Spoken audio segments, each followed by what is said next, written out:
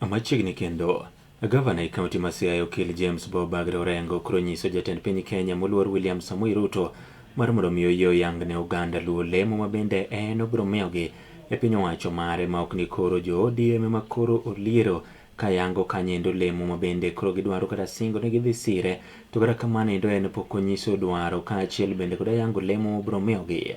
Oyango ni 10 points agenda kata misi 10 manende gima nowinjo bed ni kuong iketo e tim mar mondo mi koro ka ging'e ka bende ne ginyalo tiyo kanyakla kod jatend piny Kenya kata oyo kanyaka gi e kinde nindo. Oyango ni manindo pod ok ochopo kare e kinde ma jo ODM to koro siko kendo dwaro mar mondo mi koro gisir jatend piny Kenya William Samoei Ruto lwedo.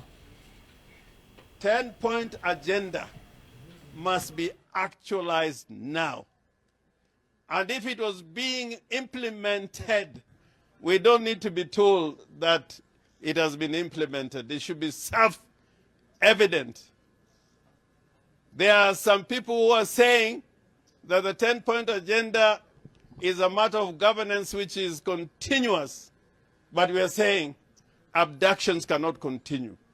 Extrajudicial killings must stop now.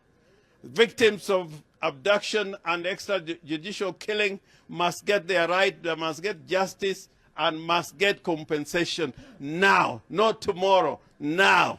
The cost of living must come down now, not tomorrow. Our youth must get employment now, not tomorrow. Our women must be integrated into the democratic system by having a framework where the one-third rule, gender rule can be achieved now, not tomorrow.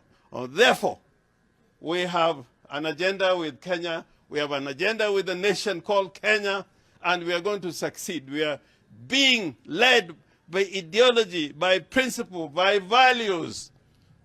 And God, if God is with us, nobody can stop us from doing Jalar kom tend piny Kenya Yiero ma higa manyien kod otiki duond buch siasa mar United Green Movement e yo machuok UGM manendo mane chon ne nogaye mar jong'ad buche pacho kendi jang'ad bura manosedhi